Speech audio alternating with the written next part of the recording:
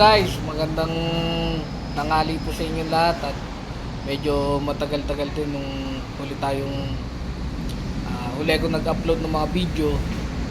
So, mga ilang buwan din. Halos 1 year nga ata kasi pasundot-sundot lang yung video na ginagawa ko para lang may ma-upload. So, yung mga nangyari sa akin, hindi ko na na-upload, hindi ko na naibahagi sa inyo kung ano yung mga nangyari sa mga past na ginawa kong project, yung mga naging problema. So, eto, wala kasing tao dito sa shop ko ngayon. By the way, meron na tayong shop ngayon na pinaglalagakan ng ating mga proyekto. Karamihan po ng ating ginagawa ngayon puro mga stainless. Although may mga bakal pa rin naman tayong nakukuha, pero mostly puro stainless ng nakukuha natin project. So, andito ako ngayon para makapagkwentuhan sa inyo at para ikwento sa inyo yung mga konting nangyari sa atin. Yung mga time na hindi ako nakakapag-upload at bago tayo nagkaroon ng shop. So, tignan muna natin itong shop ko at proud na proud akong ibahagi sa inyo itong shop ko ngayon. Ito po siya.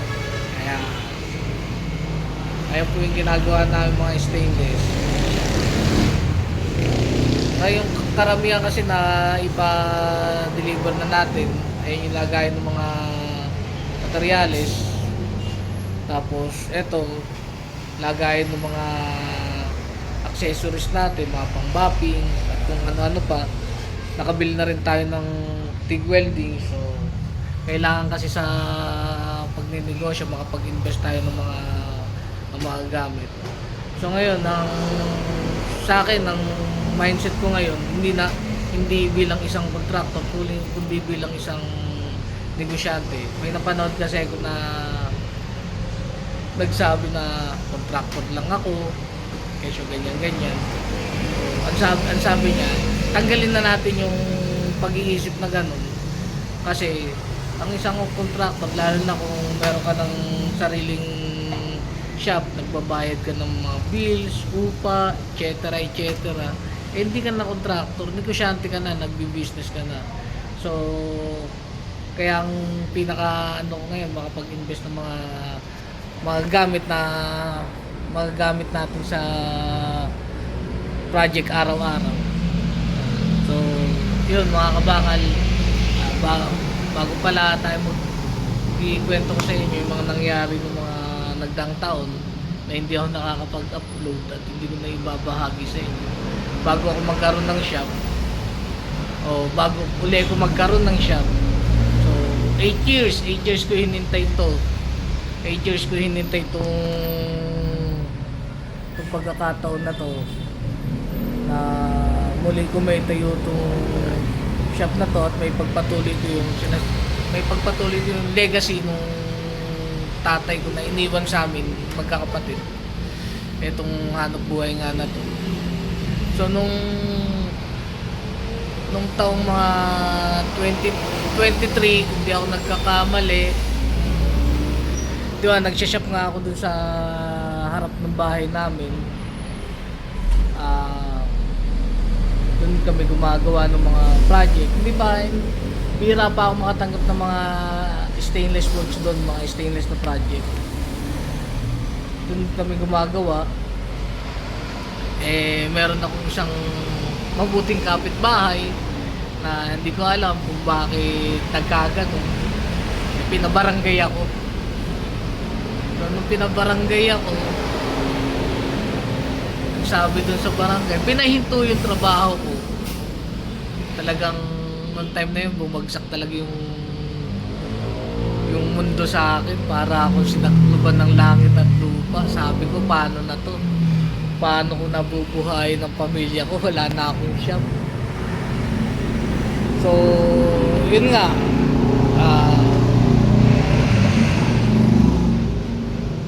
Pero hindi rin nagtagal at unti-unti tayong bumangon. Siyempre sa tulong ni Nazareno, sa kanya tayo kumapit, sa kanya tayo kumuha ng lakas para ipagpatuloy kung ano yung naumpisahan natin. Siyempre wala naman tayong ibang alam na hanap buhay kundi ito lang, kaya nagpatuloy ko pa rin. Nakipwesto ako dun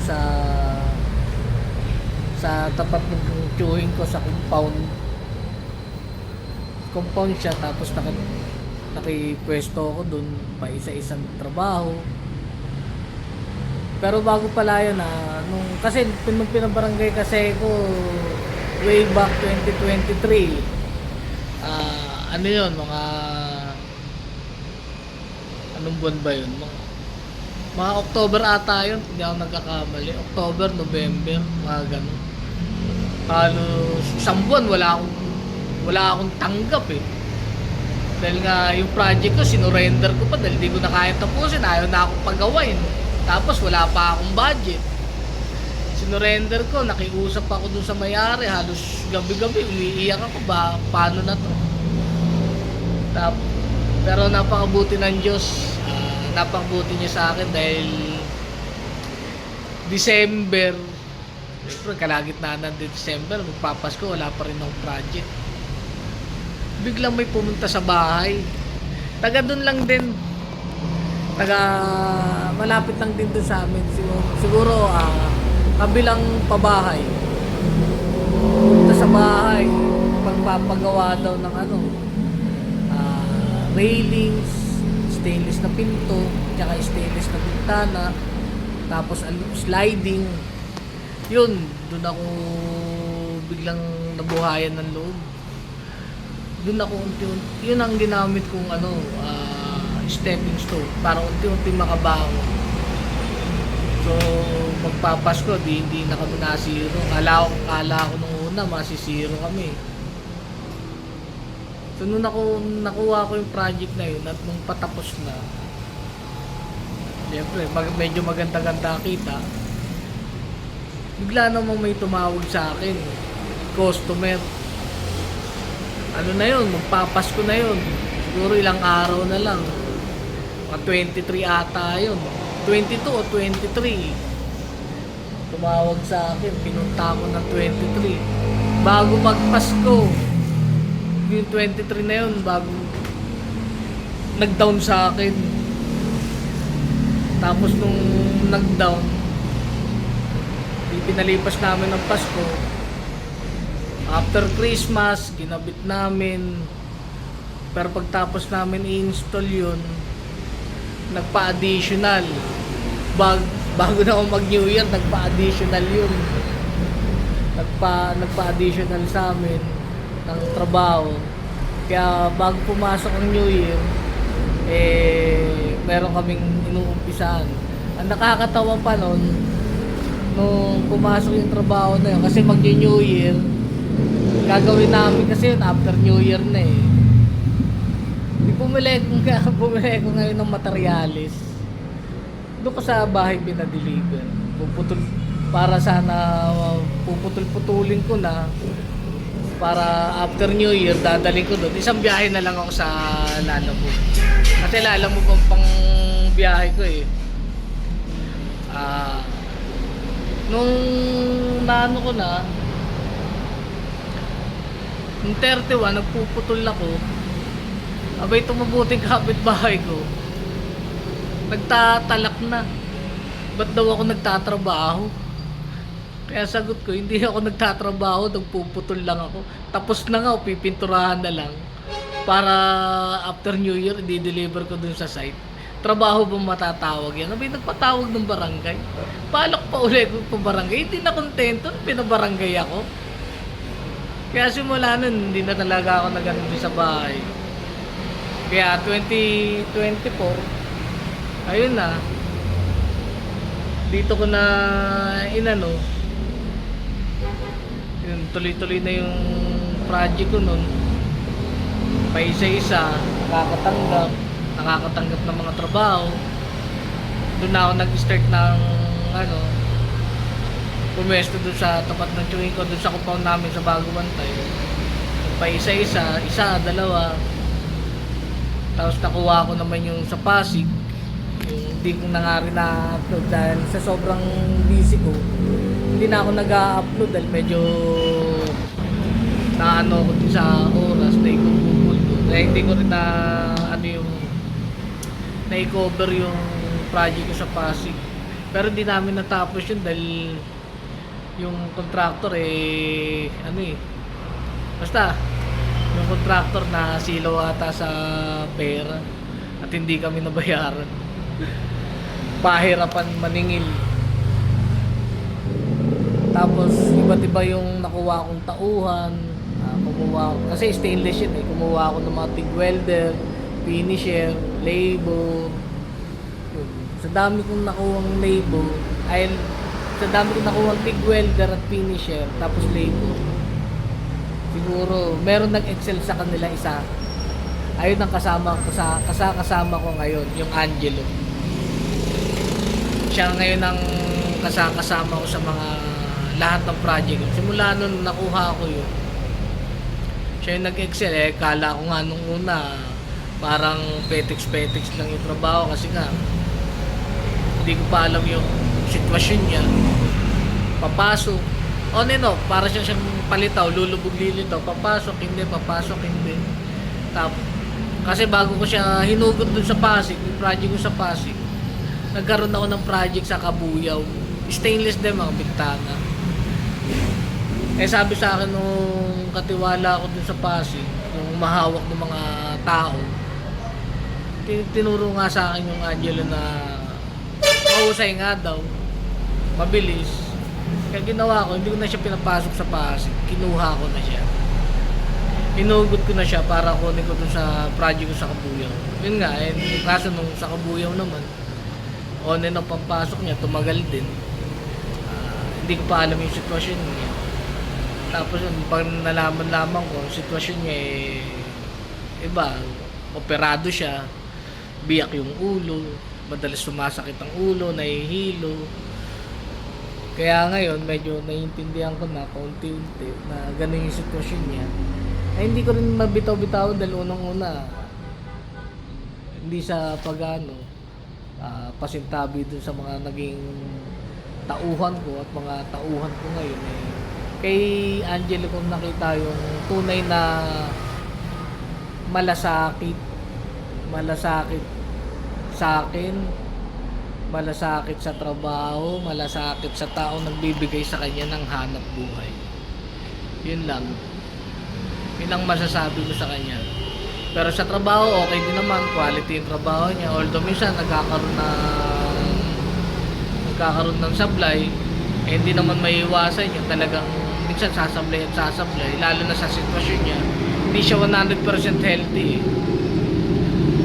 Pero hanggang ngayon, nasa akin pa rin siya. Bala ko nga, pagbakasyonin ko muna ng isang buwan para makapagpahinga siya dahil mag-iisang taon na kami magkasama Tapos simula nung nag-tandem kami, simula nung magsama kami, hindi na kami naubusan ng trabaho pa isa-isa. Pero hindi ako maraming pera dahil hindi ako nauubusan ng trabaho. Yung mga project ko naman kasi sapat lang ng pang-araw-araw, pang suporta sa mga anak, lalo na ngayon may shop na. Tapos yun, nung natapos namin yung sa Kabuyaw,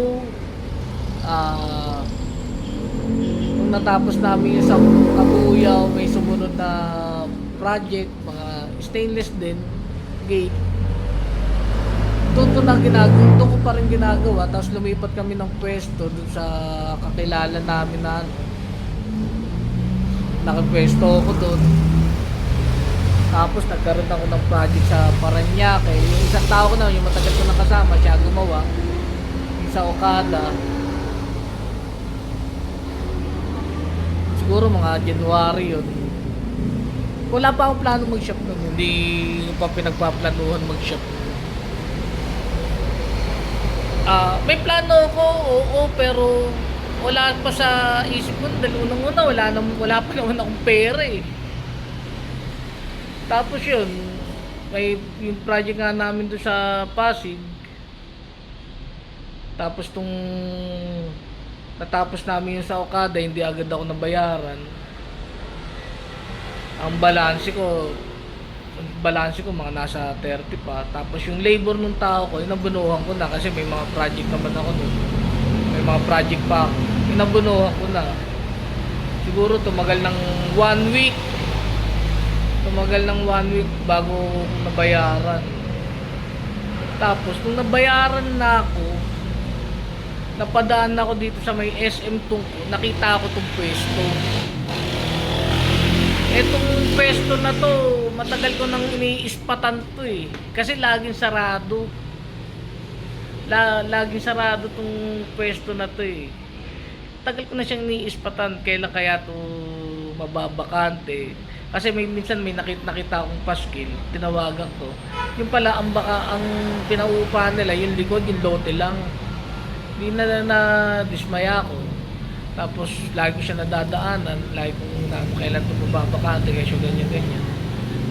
Alam niyo, dahil sa mga problema ko, natuto ako magdasal araw-araw.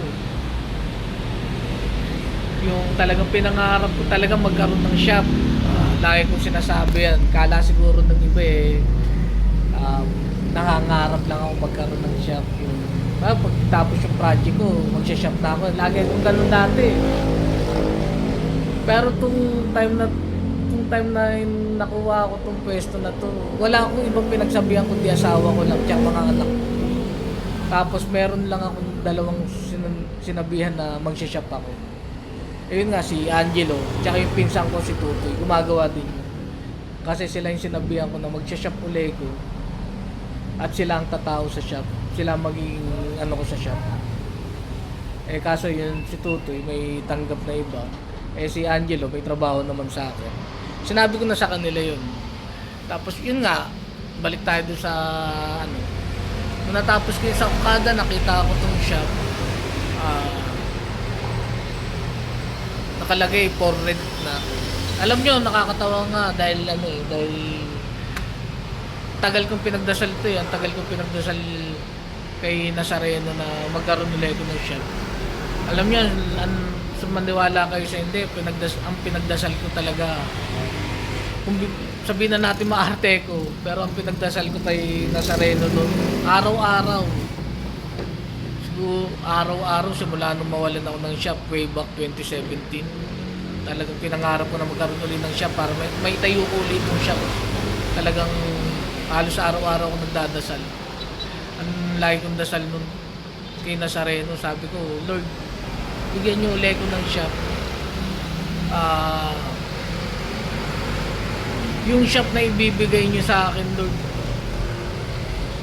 bigyan nyo ako ng sign na kung ito yung kalooban nyo, kung ito yung shop na ibibigay nyo sa akin, kung ito yung para sa akin. Kailangan ang shop ko medyo malaki, kasya isang pyesang bakal, pwede kong maglagay ng office na maliit, may garahe sa harapan para pag nagdi-deliver at may mga puntang customer na sasakyan, meron silang mapaparkingan. Alam niyo, itong maniwala kayo sa hindi, itong shop na nakuha ko, yun na yun ang binigay niya sa akin. Yun na yun.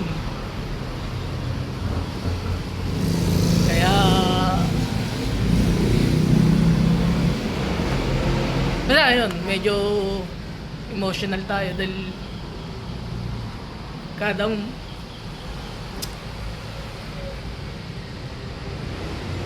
wala na ano ko lang kasi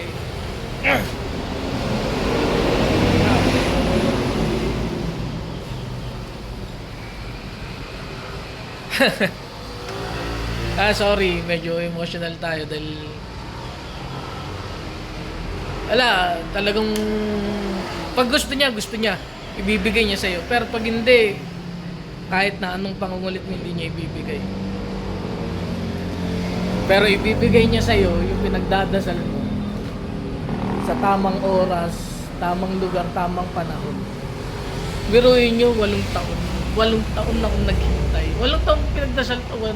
8 taon, di ako nagsawa, di ako bumitaw.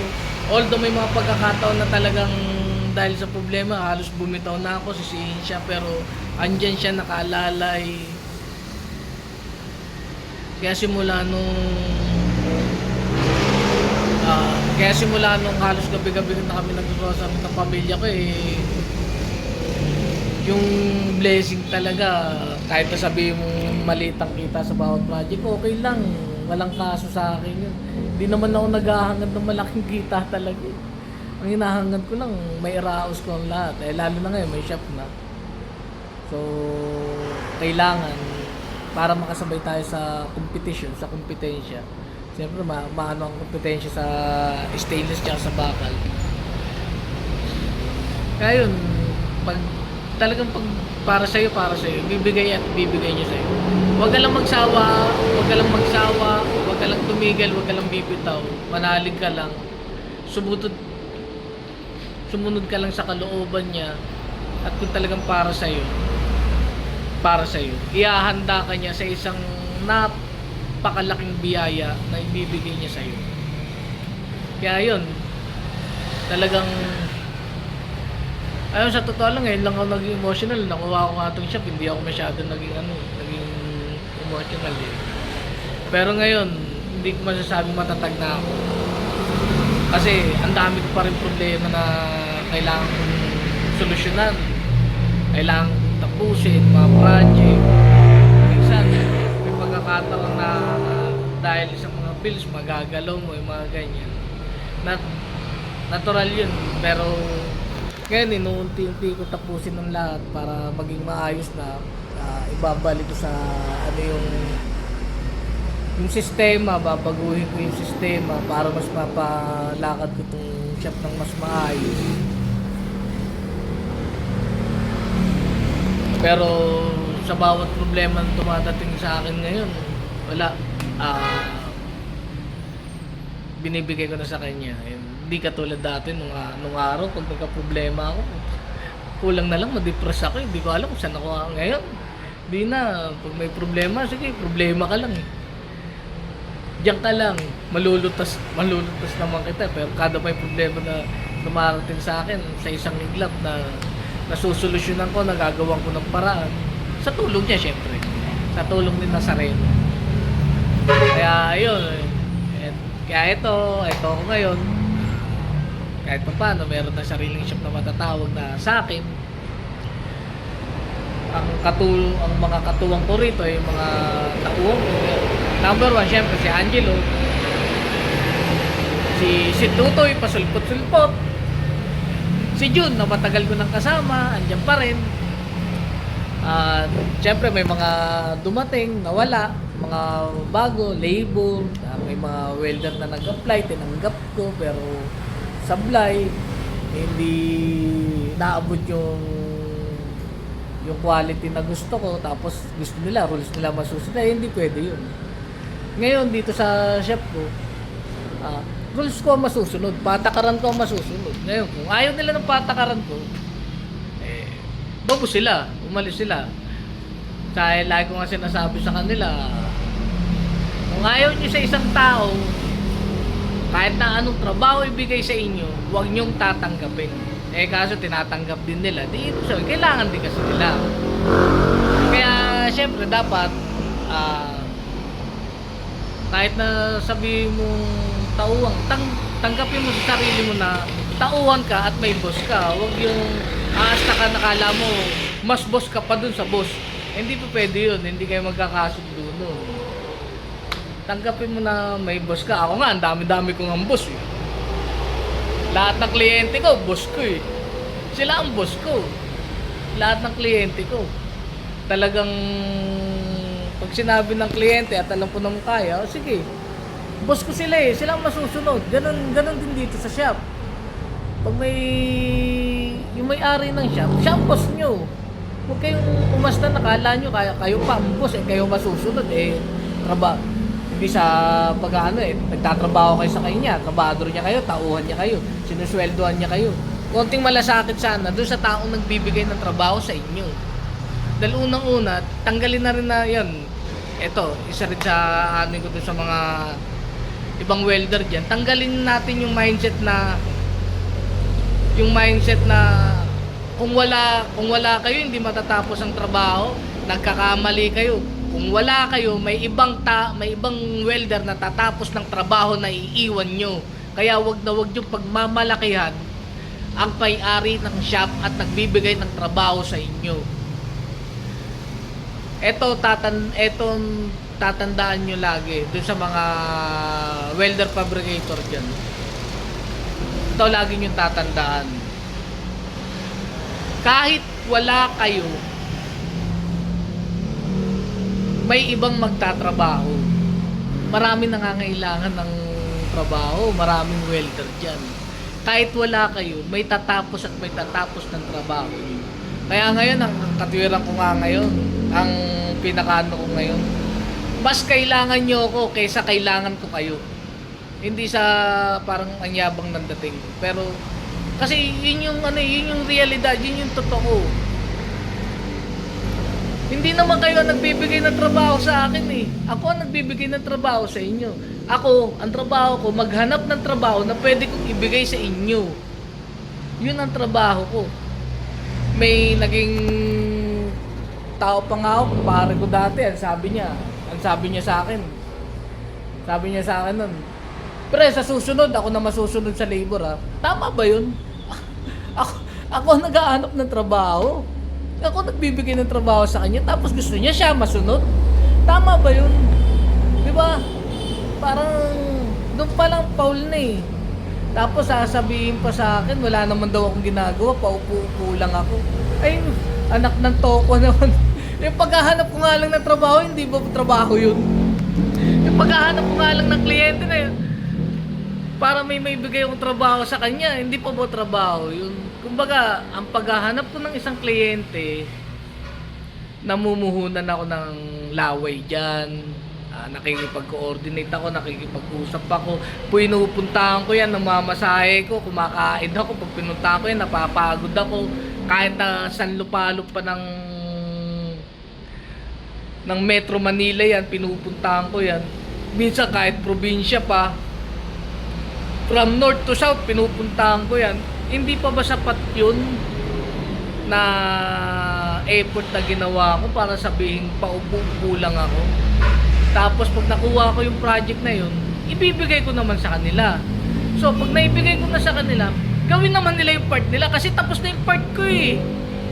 Tapos na yung part ko, nakuha ko na yung project ngayon, bibigay ko sa kanila, gawin nila yung part nila. Ngayon pag gawa na nila yung part nila, gagawin ko ulit yung part ko para pag pag-deliver niyan, i-install, babantayan ko yan. Gagastos na naman ako. Pagkain, pamasahe, delivery, hindi pa ba sapat yun? Di ba? Kaya minsan nakakatawa yung mga ibang ibang welder eh. Kala nila sila lang yung magaling, kala nila sila lang yung marunong. Pagmamalakihan pa nila yung tao nagbibigay na trabaho sa kanila. Mali yun. Mali yung ganun. Kaya para sa mga welder niya, bago-baguhin na natin yung mindset natin na ganun. Kaya tignan mo, ang daming welder na walang trabaho. Paano? Gusto nila sila ang boss eh. Gusto nila sila ang masunod. Kwento ko rin sa inyo ngayon. Meron akong isang tauhan. Yung gumagawa nitong isang gig. Veterano na daw siya, kung umasta ka, alam mo kung sino. Tapos sinabihan pa ako kasi naubusan kami ng argon, sinabihan pa ako nag-message sa akin nung isang gabi, sagot sa akin. Boss, sabi mo may argon na eh. Tapos wala pa pala. Sino matutuwa nun? Tama ba yun? Pagsabihan ako ng ganun, sino matutuwa? Di ba? Ano ba ako? Sino ba ako? Magka-level ba tayo? Magkapantay lang ba tayo? Di ba? Tama ba yung pagsabihan ka ng ganun? Ako nagbigay ng trabaho sa kanya, tapos magsasaltaan ka ng ganun. Parang mali, di ba? Kaya ngayon, tsupera na siya. Ayoko ng ganun. Ayoko magkaroon ng toxic dito sa loob ng shop ko. Kaya lahat ng toxic kailangan tinatanggal, lahat ng bad vibes tinatanggal. Kasi yung gusto ko dito sa loob ng shop ko, good vibes lang. Yeah. So yun, makita nyo naman. Medyo malinis tong shop kasi bago umalis kanina si Angelo, nilinis ito. Yung pa, kagandahan dito sa tauhan ko na to kay Angelo. Talagang siya naglilinis ng shop. Although dito siya nag-i-stay, nililinis niya. Pagdating mo, wala kang makikitang kalat. May yung mga hugasan, nililinis niya, nagwawalis siya. Tapos sinasalansan niya. Masinop sa gamit. Yung mga gamit, hindi pa kalat-kalat. Kaya laking tuwa ko na nakuha ko siya. Ako, ang ano ko rin, kaloob din sa akin ni Nazareno nung taon na to.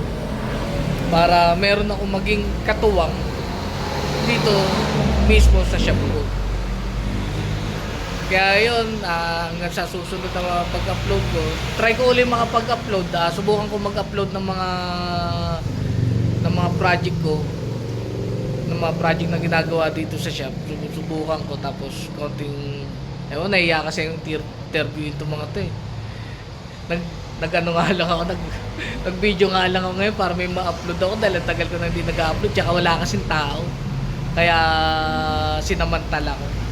So, gano'n na lang mga kabakal, mga ka-stainless ko dyan. Hanggang sa susunod na video po natin, sisikapin ko po na may